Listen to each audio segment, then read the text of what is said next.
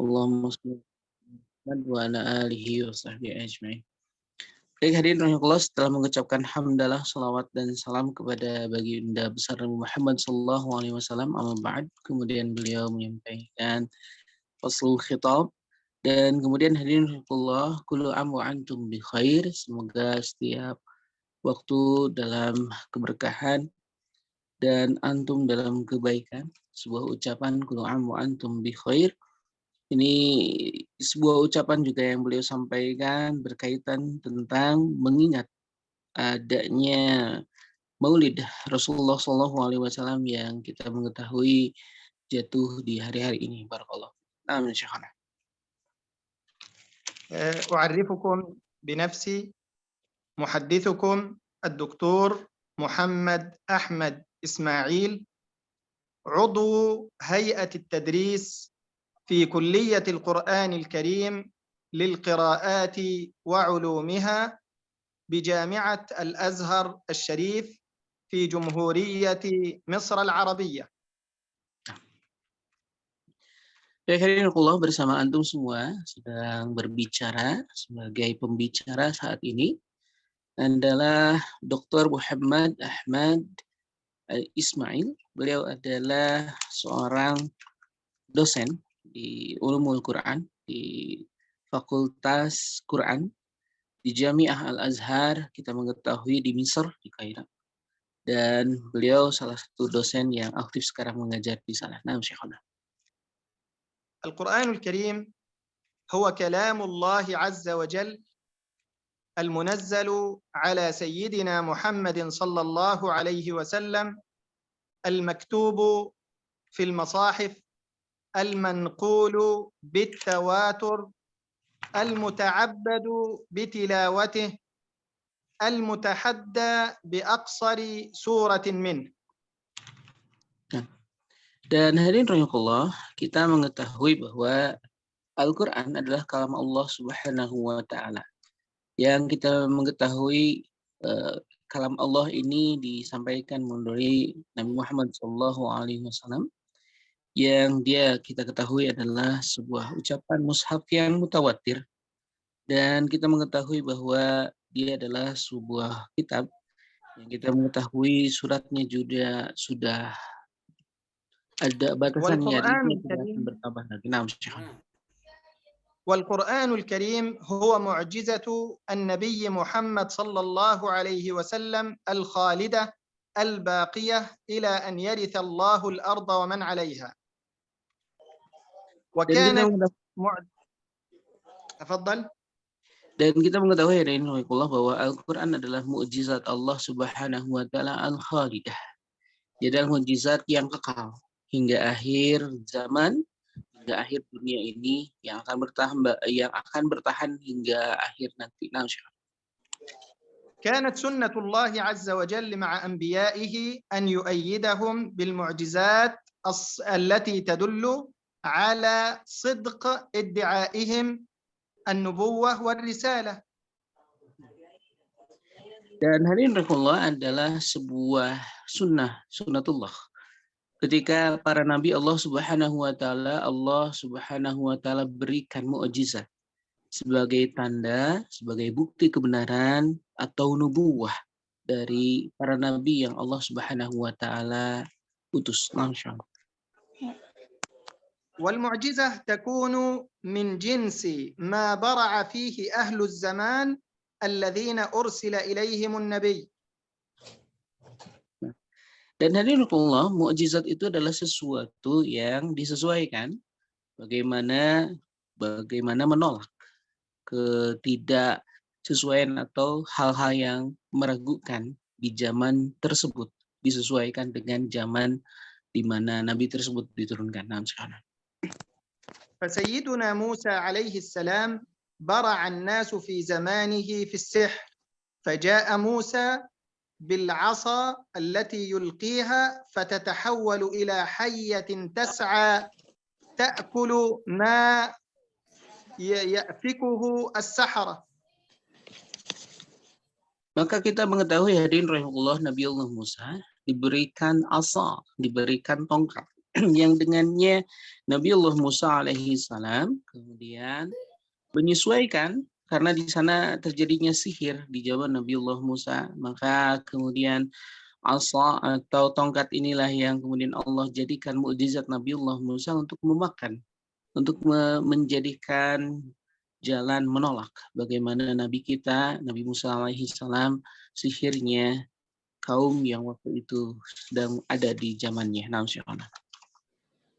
ولما عرف السحرة أن هذه معجزة من الله عز وجل وأنها ليست من قبيل السحر سجدوا لله وآمنوا بالله رب العالمين رب موسى وهارون. Dan begitulah hadirin rahimahullah bagaimana Allah kemudian menjadikan itu sebagai bukti keutamaan, bukti mukjizat dari Nabi Muhammad, mohon maaf, dari Nabi Musa alaihi salam. Ketika Nabi Musa memperlihatkan tersebut, maka para penyihir melihat bahwa tongkat ini bukan bagian dari sihir dan mereka melihat nyatanya mukjizat yang diberikan oleh Allah kepada Nabiullah Musa, maka kemudian mereka sujud dan beriman serta menyaksikan kebenaran Nabiullah Musa alaihi salam. وبرع الناس في زمن عيسى عليه السلام في الطب فجاء عيسى يبرئ الأكمه والأبرص ويحيي الموتى بإذن الله جل وعلا. Dan hadirin rahimahullah, kita mengetahui bahwa di zaman Nabiullah Isa, hal yang paling menonjol di saat itu adalah adalah pengobatan. Maka kita mengetahui Nabiullah Musa alaihi salam menyembuhkan akmah wa abras, sebuah penyakit yang ada pada waktu itu, dan kemudian Nabiullah Musa membangkitkan orang yang mati. Nah, أما في زمن سيدنا محمد صلى الله عليه وسلم فقد برع العرب في اللغة العربية فكانوا متفوقين جدا في اللغة العربية وكانوا أهل فصاحة وبلاغة فجاء القرآن الكريم معجزة للنبي صلى الله عليه وسلم وتحداهم الله جل وعلا بهذا القرآن. Dan hadirin rahimakumullah, seperti kita ketahui bahwa Nabiullah Muhammad SAW diturunkan di Arab di zaman bagaimana orang Arab ini betul-betul berfokus kepada bahasa. Di situ ada syair-syair yang pada akhirnya kita mengetahui Al-Quran adalah sebuah kitab yang di dalamnya adalah kitab yang fasih, paling fasih secara bahasa, balaghah, keilmuan secara balaghah, keilmuan secara syair dan lainnya. Dan ini mencukupkan untuk menjadi mukjizat di kalangan Arab ketika datang kepada kalangan Arab sebuah kitab yang luar biasa dari sisi Allah Subhanahu wa taala untuk menjadi mukjizat, bukti darinya. Nah, insyaallah. تحداهم الله عز وجل أن يأتوا بمثل القرآن فعجزوا ثم تحداهم أن يأتوا بمثل 10 سور من القرآن فعجزوا ثم تحداهم أن يأتوا بمثل سورة واحدة من القرآن الكريم فعجزوا. Maka kemudian hadirin Allah Subhanahu wa taala menantang untuk menghadirkan sesuatu yang semisal Al-Qur'an, maka mereka tak sanggup untuk melakukannya. Kemudian Allah Subhanahu wa taala menantang manusia untuk mendatangkan 10 surat semisal Al-Qur'an, dan manusia tiada ada yang bisa melakukannya.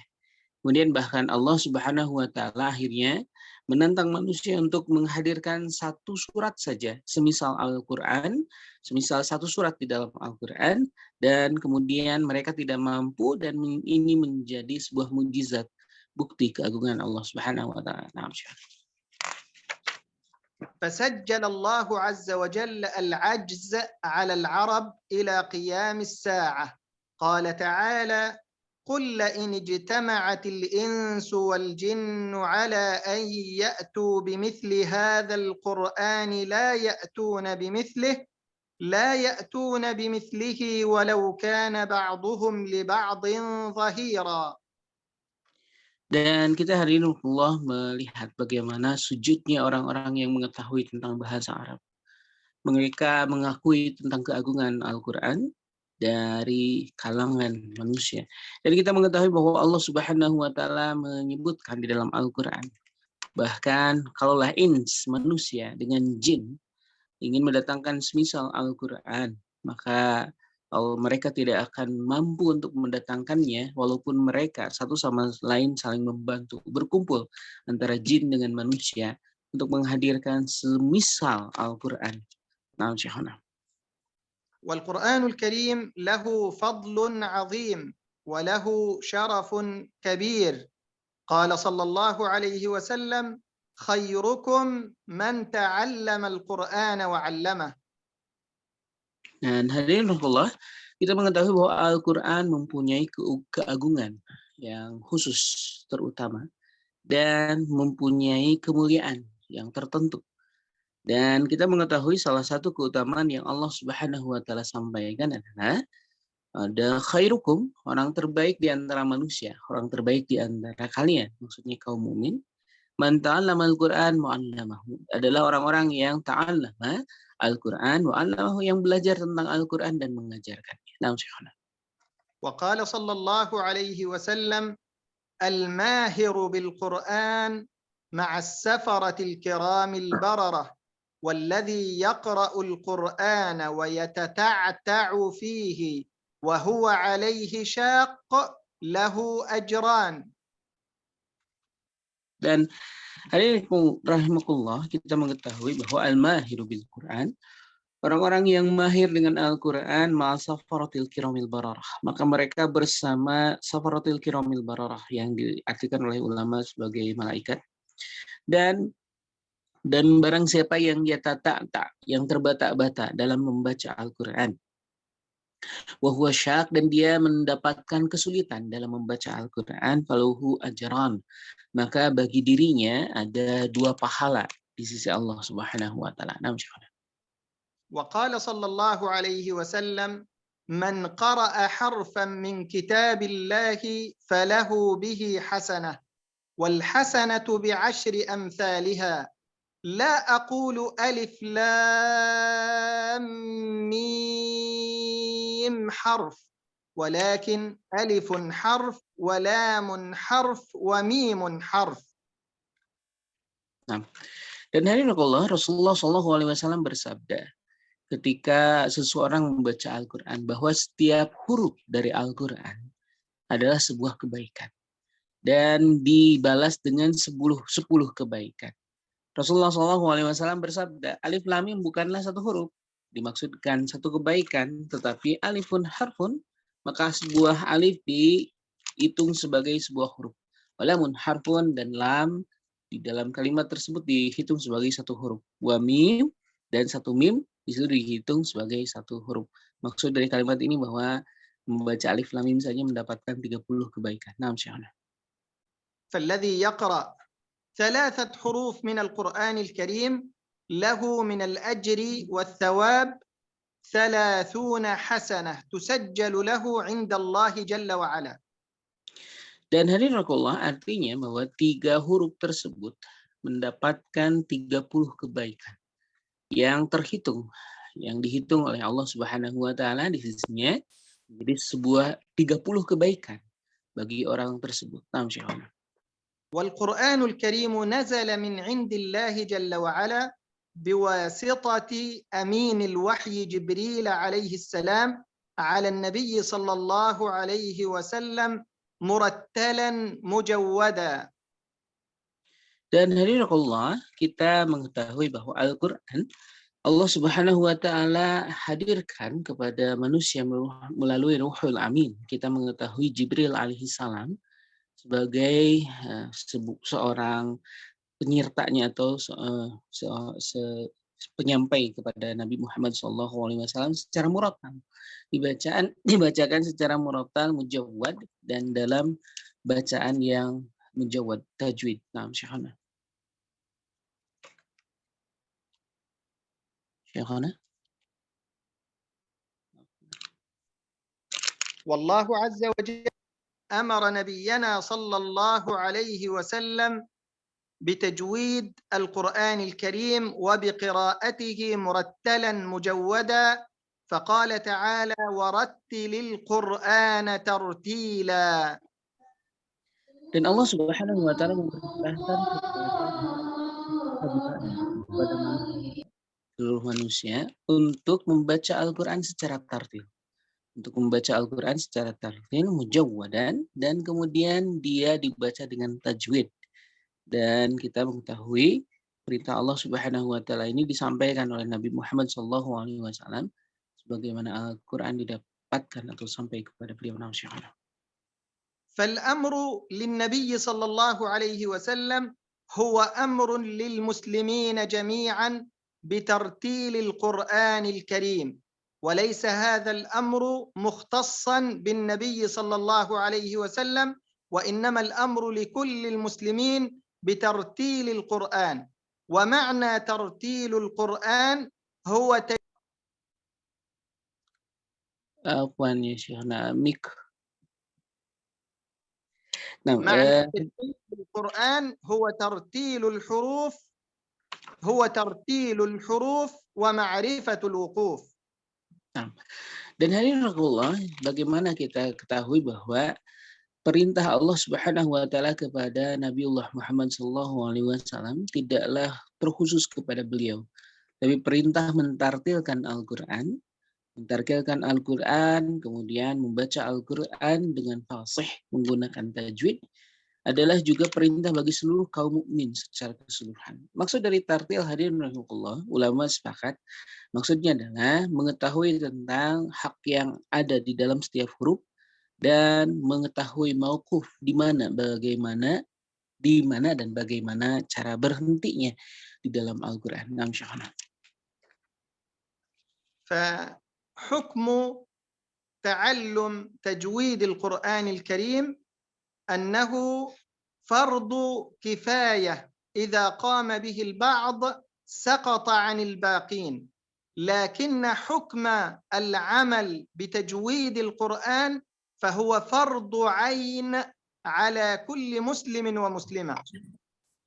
Maka di sini kita mendapatkan sebuah kesimpulan bahwa belajar tentang Al-Qur'an adalah fardu kifayah.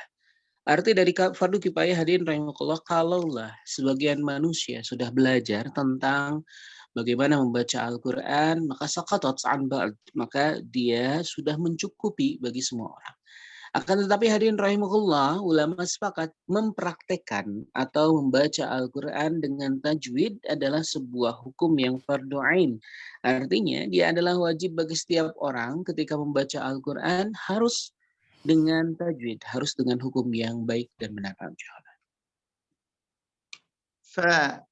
فعلينا وعلى كل مسلم أن يتعلم تجويد القرآن الكريم ليطبقه في تلاوة القرآن لكي تصح صلاته، ليقرأ القرآن في الصلاة قراءة صحيحة فتكون صلاته صحيحة، وليحصل على الأجر والثواب المترتب على تلاوة القرآن الكريم من الله جل وعلا. Maka hadirin rahimakumullah, kita sebagai kaum muslim maka wajib belajar untuk mempraktekkan apa yang diperintahkan oleh Allah Subhanahu wa taala dan Rasulnya. Agar pada gilirannya ketika kita sholat, maka sholat kita benar, baik bacaannya, dimaknai dan mempunyai pahala di sisi Allah Subhanahu wa taala. Sebagaimana kemudian tilawah Al-Qur'an atau membaca Al-Qur'an dengan tajwid ini, dengan tartil ini adalah sebuah perintah Allah yang di dalamnya ada pahala besar. Naam Syekhana. والتجويد معناه في لغة العرب التحسين. تجويد القرآن معناه تحسين تلاوة القرآن. قال صلى الله عليه وسلم: زينوا القرآن بأصواتكم. Dan hadirin Allah, tajwid di dalam bahasa Arab adalah tahsin. Jadi yang dinamakan dengan tajwid artinya adalah memperindah bacaan Al-Qur'an. Sebagaimana Rasulullah SAW memerintahkan kepada umatnya untuk membaca Al-Quran dan memperindah bacaan Al-Quran bisautikum, dengan suara antum, dengan suara kita. Nah, Syahana. عندما نقول هذا شيء جيد يعني شيء حسن. أما تعريف التجويد في الاصطلاح يعني عند علماء التجويد وعلماء القراءات فهو إخراج كل حرف من مخرجه مع إعطائه حقه ومستحقه. Dan hadirin rahimakumullah, yang dinamakan dengan jayyid atau hasan atau yang dinamakan dengan baik atau indah, maka tajwid hadirin rahimakumullah secara istilah menurut ulama qiraat bahwa dinamakan dengan tajwid adalah membaca Al-Qur'an dengan menghadirkan makhrajnya, haqqahu wa mustahaqqahu. Jadi ketika kita membaca Al-Quran dengan tajwid, mengeluarkan dari makhrajnya, kemudian mengeluarkan hak dari huruf tersebut, dan mustahak, apa yang kemudian didapatkan oleh huruf tersebut ketika berinteraksi. Jadi ada hak, ada mustahak. Ada yang menjadi haknya dari huruf, dan mustahak, apa yang datang kepadanya dikarenakan interaksi dengan huruf yang lain. Nah, insyaallah. النبي صلى الله عليه وسلم تلقى القرآن عن جبريل، وجبريل تلقى عن رب العزة جل وعلا، وعلم النبي صلى الله عليه وسلم الصحابة القرآن الكريم، وعلم الصحابة التابعين من بعدهم، وهكذا. Dan hadirin Allah, Nabi Muhammad SAW bertalaki atau beliau mendengar dari Jibril alaihissalam bagaimana cara membaca Al-Quran yang baik dan benar. Dan kita mengetahui bahwa Jibril alaihissalam mendapatkan bacaan Al-Quran itu dari Allah Subhanahu wa taala, bagaimana cara membacanya. Dan kemudian hadirin rahimakumullah, Nabi Muhammad SAW kemudian menyampaikan, mentalakikan bacaan yang didapatkan dari Jibril alaihissalam itu kepada para sahabat. Dan kemudian para sahabat mentalakikan atau menyampaikan bacaan tersebut kepada para tabi'in. Beberapa tabi'in yang pada akhirnya kemudian menyampaikan terus-menerus dari zaman ke zaman hingga sampai kepada kita. فطريق تحصيل القرآن الكريم طريق تحمل القرآن، يعني تحصيل القرآن الكريم وحفظ القرآن الكريم، هو التلقي والمشافهة، يعني السماع من أفواه المشايخ والقراء المتقنين. Maka hadirin rahimakumullah, satu-satunya jalan untuk mentahsin, untuk memperbaiki bacaan Al-Quran adalah talaki. Tidak ada jalan lain. Dari siapa? Dari orang-orang yang sudah baik bacaannya, orang-orang yang sudah mutkin dari para masyayikh, secara bermusafahah atau berhadapan, atau dengan sama mendengar langsung dari orang-orang yang bacaannya sudah tidak diragukan lagi kebenarannya. Inilah satu-satunya cara memperbaiki bacaan Al-Quran sebagaimana talakinya para sahabat dari Rasul dan kemudian pada para tabi'in dan selanjutnya. قال الله تعالى في سورة النمل: وإنك لتلقى القرآن من لدن حكيم عليم. Dan kita mendapatkan dalil dari talaki ini di dalam surat An-Naml.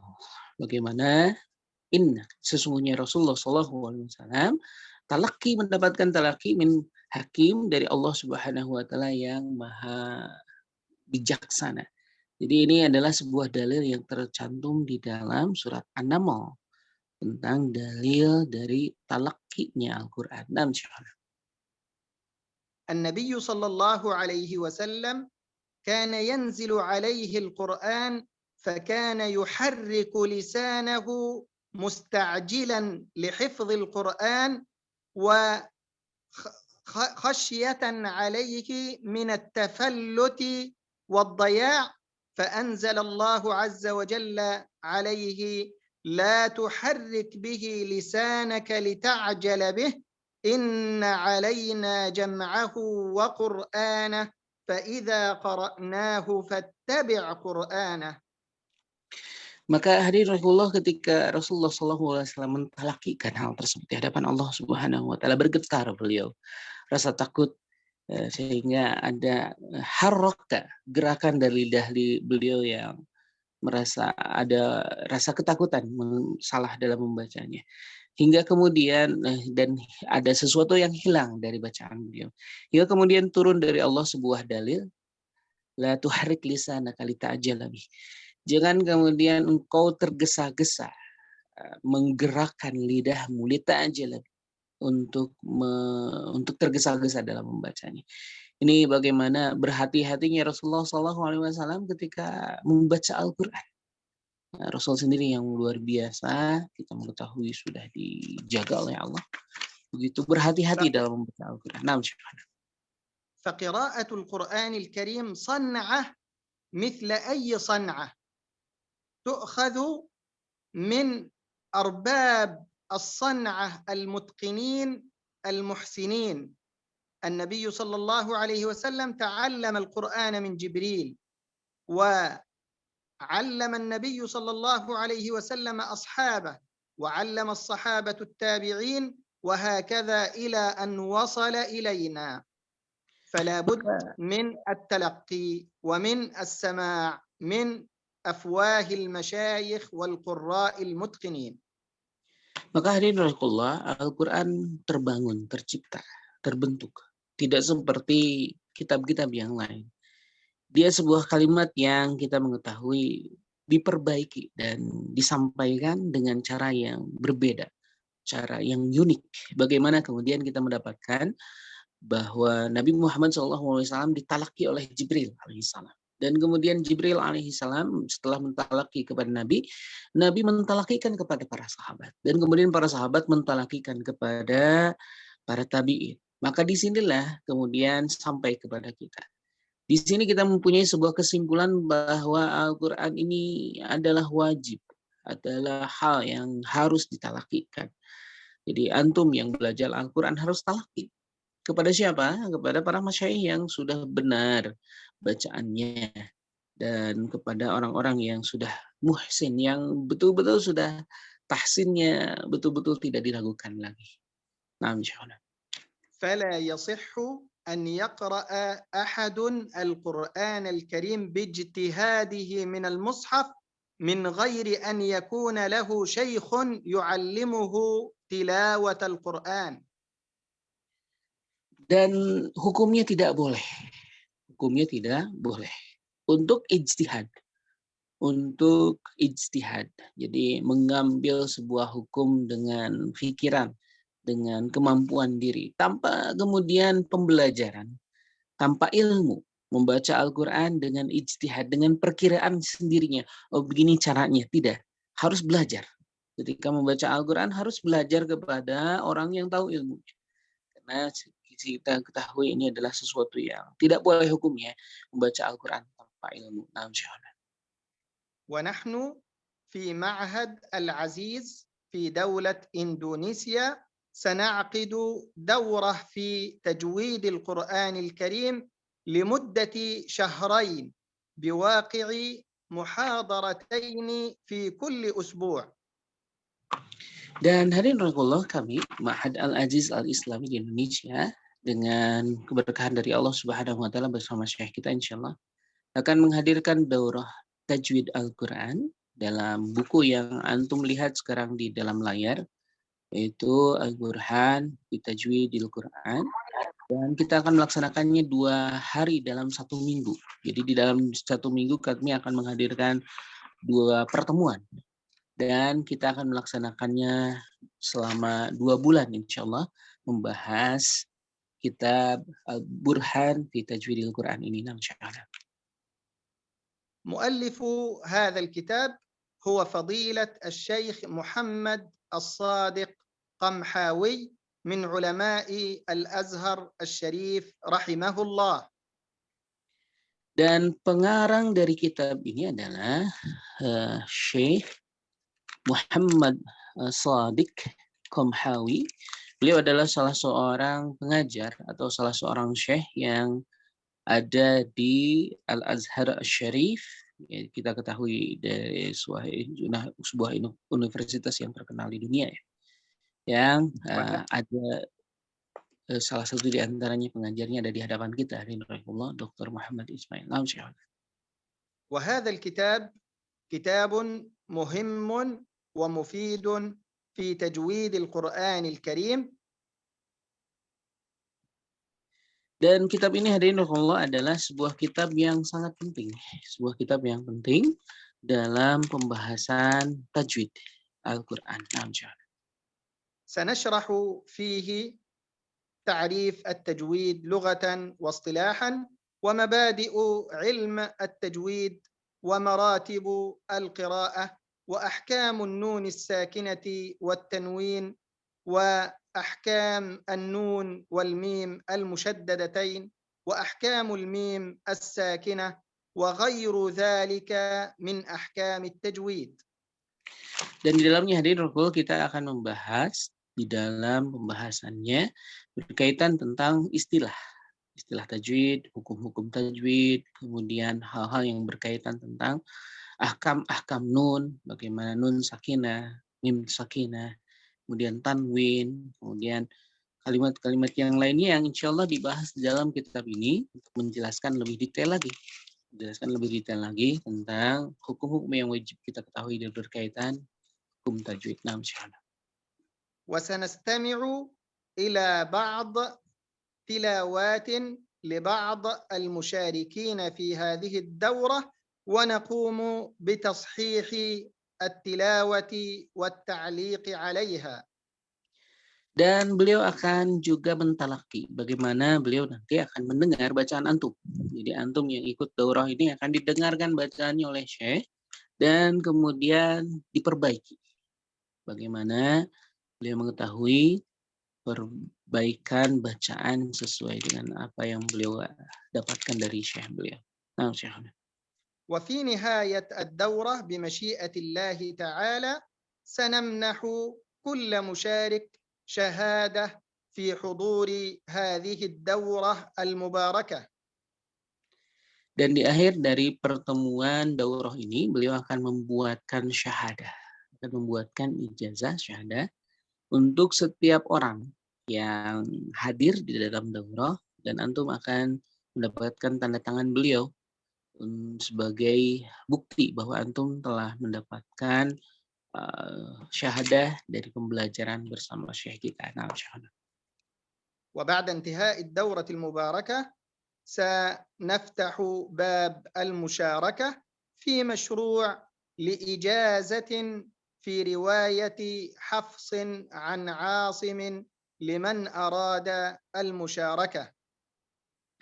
Dan beliau sendiri di akhir pertemuan nanti, di akhir dari daurah ini akan membuka daurah lain, yaitu pemberian sanad bagi yang ingin mengikuti 30 juz nanti, pemberian sanad bagi orang-orang yang berkenan untuk mendapatkan sanad riwayat Hafs an Asim dari beliau. Jadi ini juga kesempatan berharga. Antum tidak harus datang ke Timur Tengah, tapi justru syekh kita yang hadir bersama kita di Zoom. Untuk bagi yang berkenan nanti setelah daurah ini selesai, beliau membuka daurah lainnya untuk memberikan ijazah 30 juz Hafs an Asim bagi yang berkenan. Insyaallah. وستكون هذه الدورة مباركة بمشيئة الله جل وعلا، فقد قال رسول الله صلى الله عليه وسلم: ما جلس قوم في بيت من بيوت الله يتلون كتاب الله ويتدارسونه بينهم إلا نزلت عليهم السكينة وغشيتهم الرحمة وحفتهم الملائكة وذكرهم الله في من عنده. Dan hadirin rahimakumullah, kita mengetahui hadis yang masyhur berkaitan orang-orang yang belajar Al-Quran. Dia adalah seseorang membaca di sebuah rumah, dari rumah-rumahnya Allah. Di dalam kemudian yatadarusuna bainahum, kemudian mempelajari hal tersebut. Ila nazalat alaihim sakinah. Jadi Allah Subhanahu wa taala akan turunkan kepada mereka yang belajar itu sakinah. Wa ghassanihim rahmah, dan kemudian Allah lindungi, Allah lingkupkan dengan rahmatnya Allah Subhanahu wa taala. Dan kemudian Allah Subhanahu wa taala lindungi dengan sayap-sayap malaikat. Wa dzakara fi man indah, dan kemudian orang tersebut diabsen, disebut namanya satu persatu fi man indah, di majelis yang lebih tinggi di sisi Allah Subhanahu wa taala. Nah, insyaallah. والآن أفتح باب الأسئلة لمن أراد أن يسأل أو يستفسر عن شيء. Baik, hadirin Allah, sekarang beliau membuka babul as'ilah, pertanyaan bagi yang hadir. Yang berkenan ingin bertanya silakan acungkan tangan, membuka mikrofonnya dan membuka videonya untuk berinteraksi dengan Syekh. Apakah ingin bertanya ataupun ingin berinteraksi hal yang lain berkaitan daurah ataupun hal-hal yang ingin disampaikan. Silakan, ada yang ingin bertanya silakan. Saya Ustaz. Ya, silakan. Ustaz Majid. Ya. Assalamualaikum warahmatullahi taala wabarakatuh, Syekh. Waalaikumsalam warahmatullahi wabarakatuh. Terima kasih atas kesempatan yang diberikan. Jadi seperti yang disebutkan tadi terkait dengan sanad, dan saya juga sering mendengar di luar dan biasa membaca terkait dengan bahasa sanad ini. Jadi saya mohon penjelasannya, apa sebenarnya yang dimaksud dengan sanad ini, dan apakah wajib untuk setiap umat Islam belajar Al-Quran secara sanad? Itu yang pertama. Yang kedua, saya juga sering mendengarkan istilah qiraah. Ini juga mohon penjelasannya, Syekh, tentang apa yang dimaksud dengan qiraah. Terima kasih atas kesempatan. Barakallahu fikum. Baik ya Syekh, qala sa'il binisbati as-sanad. Ma huwa as-sanad? Yani كثير من إندونيسيون الآن يعني ماذا ينالون سندا من مشايخ بقراءة يعني الحفظ عاصم وما سوى ذلك. وكذلك سأل السائل عن القراءة. وما هو القراءة يا شيخنا؟ بارك الله فيكم. نعم شيخنا. السند هو إجازة من الشيخ للطالب. الطالب يذهب إلى الشيخ بشرط أن يكون هذا الشيخ تلقى القرآن الكريم عن شيخ، وهذا الشيخ تلقى عن شيخ، وهذا الشيخ تلقى عن شيخ بالسند المتصل إلى رسول الله صلى الله عليه وسلم. فيقرأ الطالب ختمة كاملة، إما برواية من روايات القرآن الكريم، وإما ببعض القراءات، وإما بقراءة واحدة، لأن القرآن الكريم له أكثر من قراءة.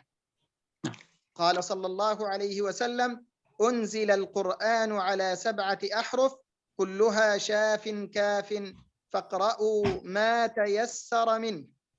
فالشيخ بعد انتهاء الطالب من ختمة القرآن الكريم يكتب له إجازة، يعني سند أن هذا الطالب قرأ عليه القرآن الكريم كاملا برواية حفص عن عاصم مثلا من أول القرآن الكريم إلى آخره، وأن هذا الشيخ قد تلقى القراءة عن فلان عن فلان عن فلان بالسند المتصل إلى النبي صلى الله عليه وسلم، ويوقع له ويختم بخاتمه، فيكون هذا الطالب الذي حصل على الإسناد والإجازة مؤهلا لكي يجيز غيره في قراءة القرآن الكريم.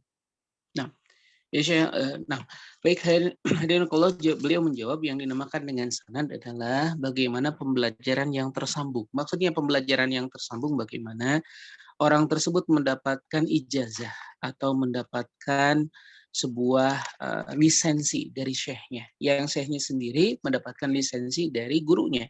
Dari gurunya mendapatkan lisensi dari gurunya dan sampai kepada Rasulullah SAW.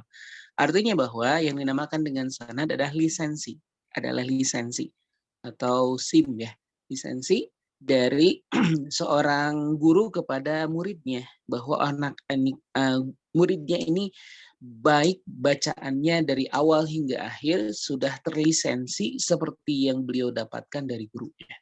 Nah, begitu sehingga kemudian sanad ini tersambung kepada satu orang ke orang yang lainnya. Dan kita mengetahui bahwa para masyaikh mengajarkan sanad dengan berbagai riwayat. Kita mengetahui bahwa Al-Quran sendiri tidak hanya satu riwayat, jadi bukan hanya satu cara membaca Al-Quran. Sebagaimana Rasulullah SAW menyampaikan bahwa Al-Quran diturunkan ala sab'ati ahruf, di atas 7 huruf. 7 huruf ini maksudnya adalah berbagai macam cara membaca Al-Quran. Dan kemudian syekh berkewajiban, seorang guru atau seorang syekh berkewajiban untuk memberikan ijazah. Maksudnya memberikan ijazah adalah saksi, penyaksian bahwa orang ini sudah benar bacaannya. Dan kemudian dari sini maka orang yang mendapatkan sanad atau mendapatkan ijazah atau mendapatkan lisensi dari syekhnya, dari gurunya yang mungkin tersebut mempunyai keahlian, mempunyai hak untuk memberikan atau untuk mengajarkan hal tersebut kepada muridnya atau kepada orang yang dipilihnya atau kepada orang yang ingin belajar kepadanya. Namun ya Syekhuna walakin hunaka usu'an akhar hal wajib hada sanad yani ala kulli muslim ya Syekhuna. لا ليس بواجب على كل مسلم أن يحصل على سند في القرآن الكريم. Kesini bentar. Tadi masih antri.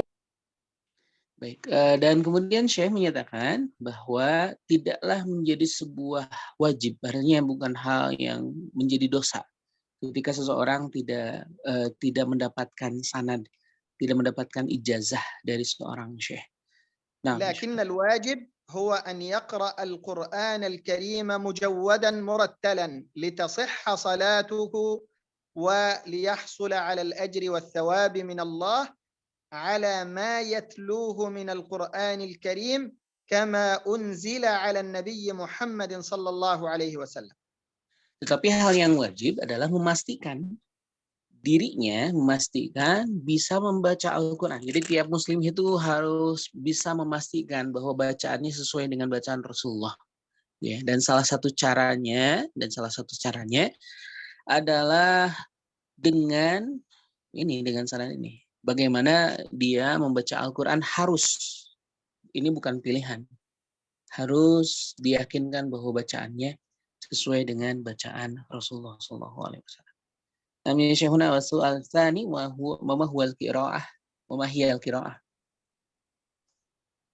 القرآن الكريم أنزل على 7 أحرف كما ذكرت لكم، لكنه نزل بلغة العرب، وكانوا قبائل متفرقين في شبه الجزيرة العربية، وكانوا أميين لا يقرؤون ولا يكتبون، كانت القراءة والكتابة نادرة جدا فيهم، والعربي مجبول على لغته، يعني مطبوع عليها، لا يستطيع أن يتحول عن لهجة قبيلته إلى غيرها.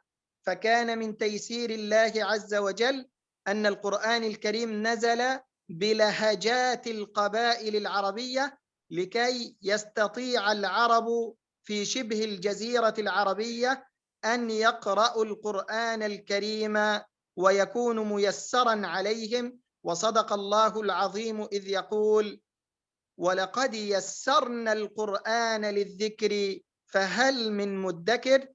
فعدد سور القرآن الكريم 114 سورة، لا زيادة فيها ولا نقصان، ولكن الاختلاف في طريقة نطق بعض الكلمات. Baik, hadirinullah, kemudian beliau menyampaikan yang dinamakan dengan qiraah. Kenapa ada yang dinamakan dengan qiraah? Kita mengetahui apa yang disampaikan oleh Syekh tadi bahwa Al-Quran diturunkan dengan dengan 7 huruf. Maksud dari kalimat 7 huruf ini bagaimana Al-Quran disesuaikan dengan tempatnya. Kita mengetahui bahwa kabilah atau kumpulan-kumpulan orang Arab mempunyai lahjah yang berbeda. Kalau di Indonesia mungkin bahasa yang berbeda. tiap bahasa atau tiap lidah pengucapan bahasa Arab berbeda satu sama lain. Jadi tiap daerah lidahnya berbeda. Ada orang ini yang tidak bisa mengucapkan huruf seperti ini, seperti itu. Maka kemudian bagaimana Allah Subhanahu wa taala memudahkan Al-Qur'an bagi tiap kabilah. Bagi tiap kabilah. Jadi untuk menyesuaikan dengan lidah orang Arab, maka pengucapan Al-Qur'an itu diperbolehkan dengan cara kabilah-kabilah tersebut. Karena kita mengetahui bahwa orang Arab sendiri di zamannya sangat sulit untuk mendapatkan orang yang bisa menulis dan membaca. Maka kemudian dibatasi kepada orang-orang tertentu yang menulis dan membaca. Dan kemudian untuk menyesuaikan dengan kabilah-kabilah yang ada, maka Allah Subhanahu wa taala telah memudahkan Al-Qur'an. Jadi Al-Qur'an boleh dibaca dengan cara dari kabilah-kabilah tersebut, cara dari suku-suku tersebut, suku-suku Arab tersebut. Sebagaimana Allah Subhanahu wa taala berfirman di dalam Al-Qur'an. Jadi walaqad yassarnal Qur'an, bagaimana Allah Subhanahu wa taala telah memudahkan Al-Qur'an bagi kaum-kaum yang ada. Maksudnya di situ adalah orang Arab yang mendapatkan Al-Qur'an. Dan disinilah Allah kemudian telah menurunkan 114 surat dan tidak kurang tidak lebih.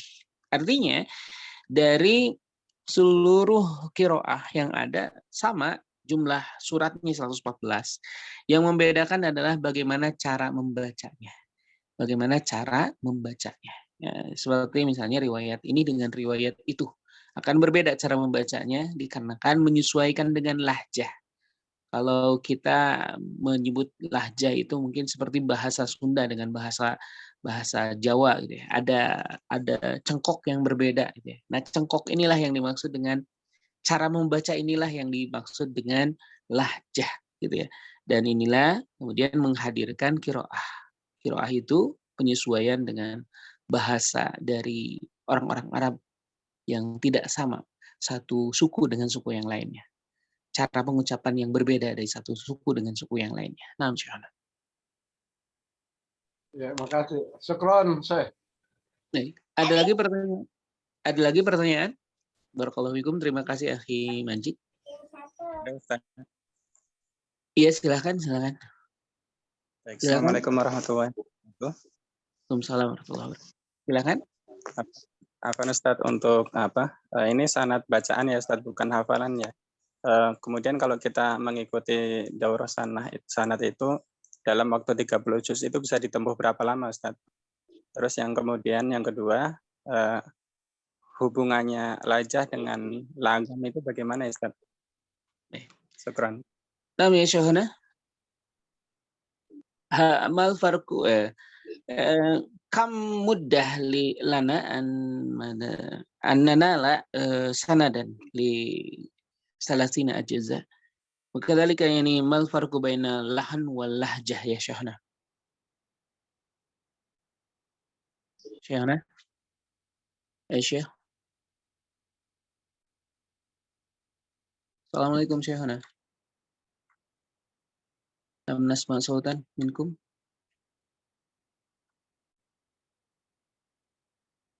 شيخنا لم نسمع نعم. صوتي. نعم. عفوا بالنسبة للسند ليست له مدة محددة. عندما ينتهي الطالب، يعني هناك من يحصل على السند في شهر واحد، فإنه يقرأ في كل يوم جزءا، وهناك من يحصل على السند في 3 أشهر، وهناك أكثر من ذلك حسب قراءة الطالب والانتهاء من الختمة. نعم. شيخنا هل لازم سند هذا بالحفظ أو فقط بالقراءة؟ لا، بالحفظ إن شاء الله. نعم. بالحفظ إن شاء الله. Nah, baik Allah, adapun beliau tidak memberikan sanad kecuali dari hafalan. Artinya beliau tidak memberikan sanad, walaupun ada para masyayikh yang memberikan sanad dengan bacaan. Tapi beliau termasuk syekh yang tidak memberikan sanad kecuali kepada orang yang hafal Al-Quran.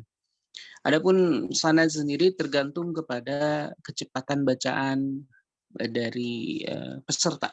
Ada yang menyelesaikan sanad kepada beliau 1 bulan, ada yang menyelesaikan sanad kepada beliau 3 bulan, ada yang menyelesaikan sanad kepada beliau lebih dari itu. Ini kembali kepada masing-masing. Nah, ya Syekh. Al-farq bainal lahan wal lahjah ya Syekhana.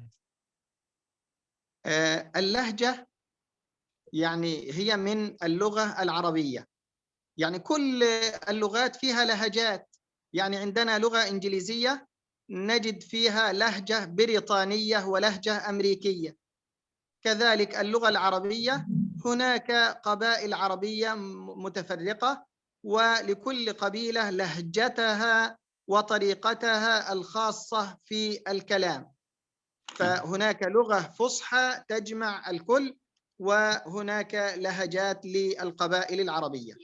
أما اللحن فهو الخطأ، اللحن هو الخطأ، وهناك لحن جلي في تلاوة القرآن الكريم ويعرفه العلماء وغير العلماء، وهناك لحن خفي لا يلاحظه إلا العلماء. Baik, hadirinullah, adapun lahjah atau cengkok ya, atau bagaimana seseorang mengucapkan itu berbeda-beda tiap bahasa. Kita mengetahui ada bahasa Inggris saja contohnya, ada Inggris Arab, ada Inggris yang Amerika, ada Inggris Britania, ada Inggris dari Britania, Inggris dari United Kingdom ya. Maka Inggrisnya Inggris. Maka kita mengetahui juga Arab seperti itu. Ada Arabnya sebuah daerah, misalnya di daerah mana, Saudi ataupun daerah mana lagi, daerah Yaman, bahasa Inggris, bahasa Arabnya berbeda. Seperti itu. Maka seperti itu juga orang di tiap bangsa mempunyai cara sendiri, mempunyai warna tersendiri dengan bahasanya, walaupun dengan dikategorikan bahasa yang sama. Demikian pula di suku-suku Arab. Suku-suku Arab mempunyai bahasa yang masing-masing berbeda. Walaupun dinamakan bahasa Arab, tetapi tiap daerah mempunyai perbedaan-perbedaan yang kadang besar, yang kadang kecil, tergantung daerahnya. Seperti itu. Adapun lahan yang dinamakan dengan lahan, kalau tadi lahjah, cengkok atau bahasa Indonesianya. Dan kemudian kalau lahan adalah kesalahan. Adapun yang dinamakan lahan adalah kesalahan membaca. Nah, ulama berpendapat ada 2 jenis lahan. Lahan jali atau lahan yang fatal, kesalahan yang fatal. Dan lahan khafi adalah kesalahan yang minim, kesalahan yang bisa ditolerir. Itu. Maka ini perbedaan antara lahan dengan lahjah. Kalau lahjah itu adalah cengkok ya, atau warna bahasa dikarenakan daerah.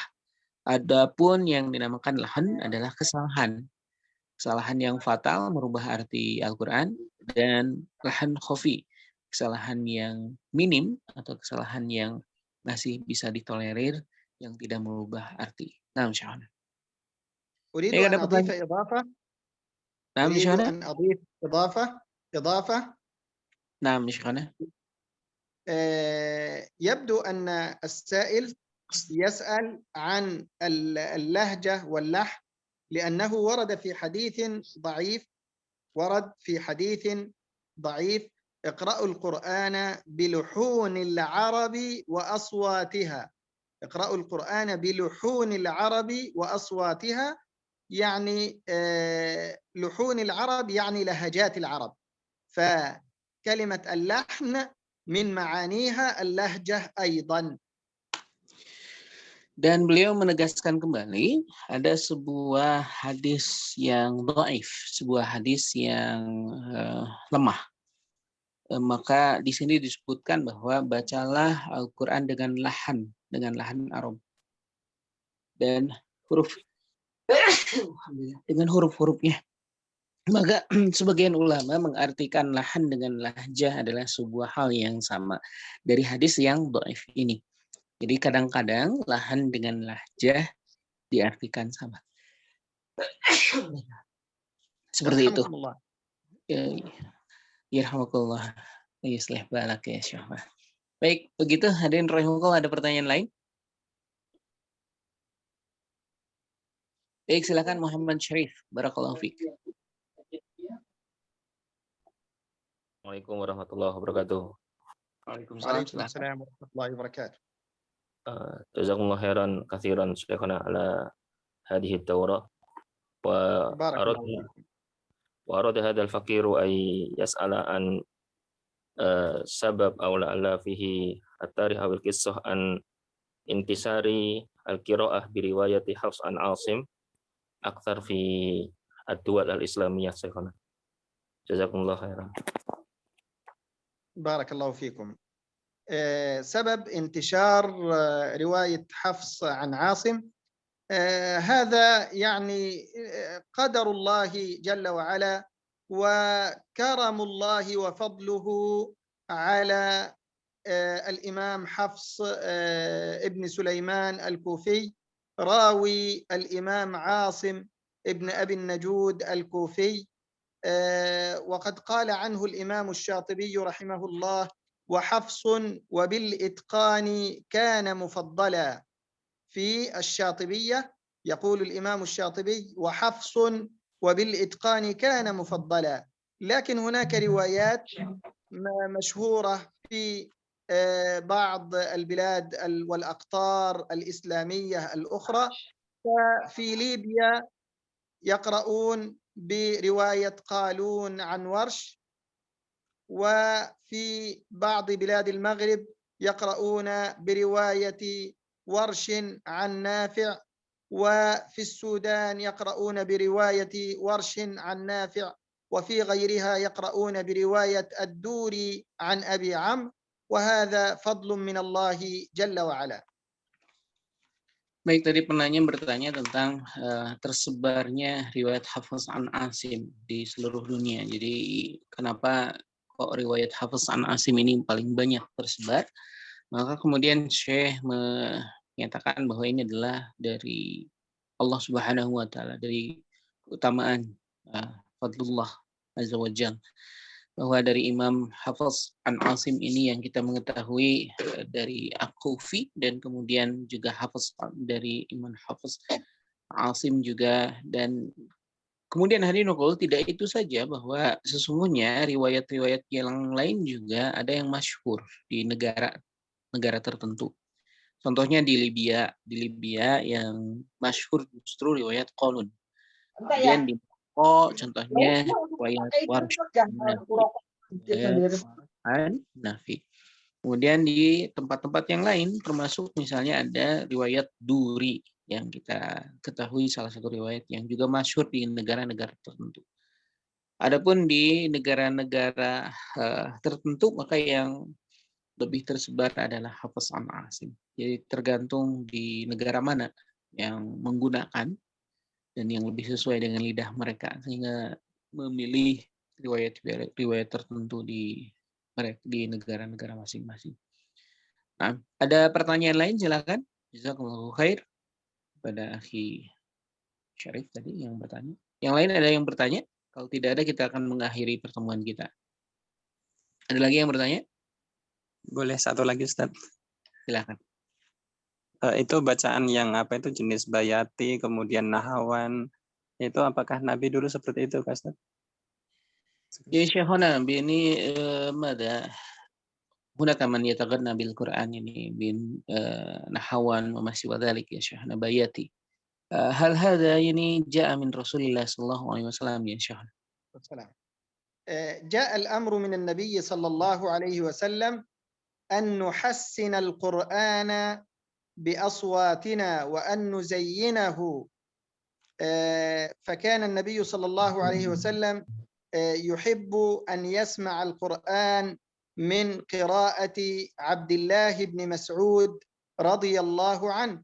وقال صلى الله عليه وسلم: من أراد أن يسمع القرآن غضا كما أنزل فليسمع قراءة ابن أم عبد. وطلب منه النبي صلى الله عليه وسلم أن يقرأ عليه القرآن فقال اقرأ علي.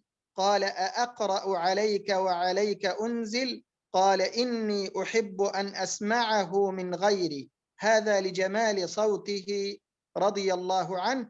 فقرأ عليه من أول سورة النساء إلى قوله تعالى: فكيف إذا جئنا من كل أمة بشهيد وجئنا بك على هؤلاء شهيدا.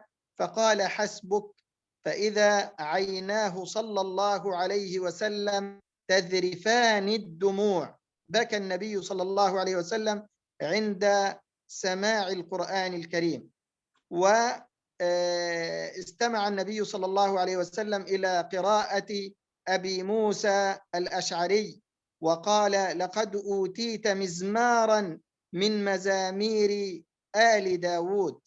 فنحن مأمورون بتحسين صوتنا عند قراءة القرآن الكريم، ولكن بشرط ألا يخرجنا هذا عن مراعاة أحكام التجويد. فلا مانع من المقامات الصوتية، ولكن بشرط ألا يخرجنا عن أحكام تجويد القرآن الكريم. فإذا كان الأمر سيصل بنا إلى الزيادة في مقدار المدود والزيادة في الغنن أو التقصير في المدود فهذا حرام شرعا. Riwayatnya dikembalikan kepada bahwa Rasulullah SAW senang mendengar suara yang indah. Jadi ketika Al-Quran dibacakan dengan keindahan, maka beliau menyukainya. Kita mengetahui bahwa Rasulullah SAW pernah meminta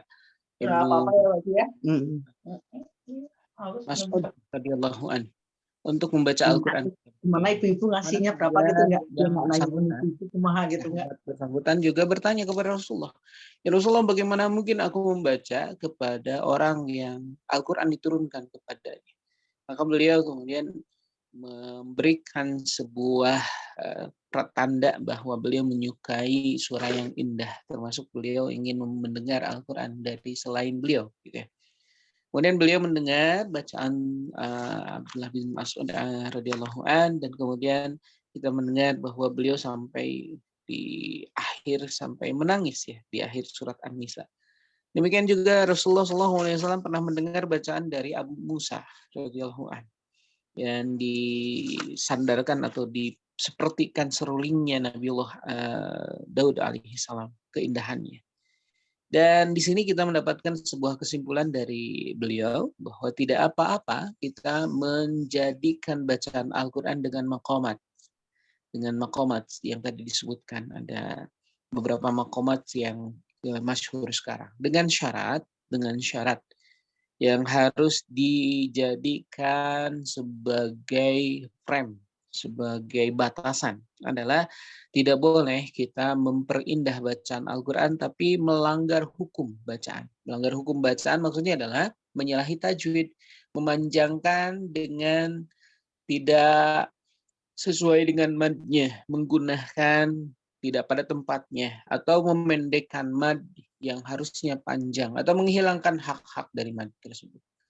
Maka hadirin rahimakumullah, sekali lagi disampaikan oleh beliau, tidak apa untuk membaca Al-Quran dengan maqamat seperti yang tadi ditanyakan, tapi dengan syarat tidak boleh hukumnya mengutamakan maqamat dan kemudian hukum tajwidnya dilabrak sehingga tidak sesuai dengan kaidah. Nah, ya Syekhana ka'annahu yani nahnu fi akhir liqa'ina al-yawm ya Syekhana. Naktafi bihadha al-qadr ya Syekhana. نكتفي على بركة الله.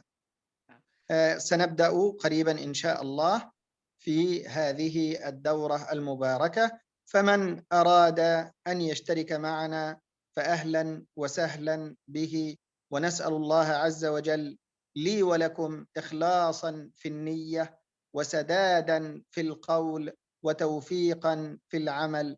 وصل اللهم على سيدنا محمد وعلى آله وأصحابه أجمعين. محدثكم دكتور محمد أحمد إسماعيل، كلية القرآن الكريم بجامعة الأزهر الشريف بجمهورية مصر العربية. Wassalamu alaikum warahmatullahi wabarakatuh. Waalaikumsalam warahmatullahi wabarakatuh. Baik hadirin Allah, kita akhiri pertemuan kali ini dan beliau mengakhiri pertemuan dengan ajakan untuk antum mengikuti daurah dengan beliau. Berkah dengan keberkahan Allah Subhanahu wa taala, bersama beliau mendapatkan ilmu dari salah satu dosen yang ada di Al-Azhar Syarif dari Mesir. Barang siapa yang ingin mengikuti daurah dipersilakan untuk mendaftar bersama kami Ma'had Al-Aziz Al-Islami, dan dipersilakan untuk mengikuti daurah selama 2 bulan, dan pertemuan insya Allah di hari Selasa dan Sabtu insya Allah. Di hari Selasa pukul 20 seperti ini sampai, dan setiap pertemuan kurang lebih 1,5 jam, dan kita akan laksanakan selama Selasa dan hari Sabtu. Semoga berkenan antum semua mendaftar, karena ini menjadi salah satu warna tersendiri.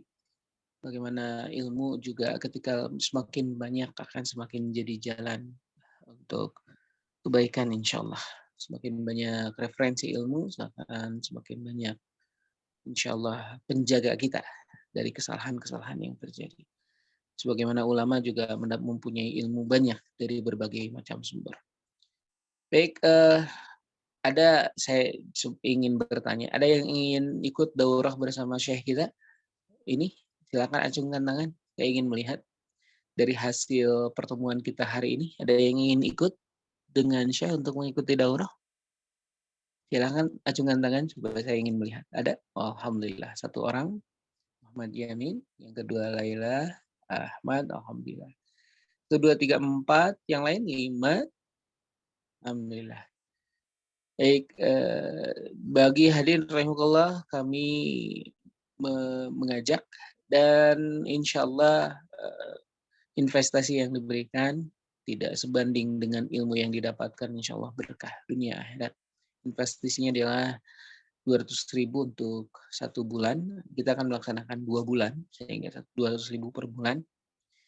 Pertemuannya 2 kali, setiap hari Selasa dan Sabtu. Barakallahu fikum. Jazakumullahu khairan katsiran hadirin Allah. Saya mohon maaf atas segala alfa dan lupa, kekurangan pasti ada karena yang namanya manusia adalah tempatnya salah dan lupa. Barakallahu fikum. Jazakumullahu khairan katsiran. Dari Bandung, saya Hendra Sudrajat, mohon maaf, pamit undur diri berserta ucapan alhamdulillahi rabbil alamin, subhanakallahumma wa bihamdika, asyhadu an la ilaha illa anta astaghfiruka wa atubu ilaik. Terima kasih. Assalamualaikum warahmatullahi wabarakatuh. Waalaikumsalam warahmatullahi wabarakatuh. Syukran Ustaz. Wa iyyakum, jazakallahu. Jazakumullah khairan hasil. Wa iyyakum warahmatullahi wabarakatuh. Jazakallah.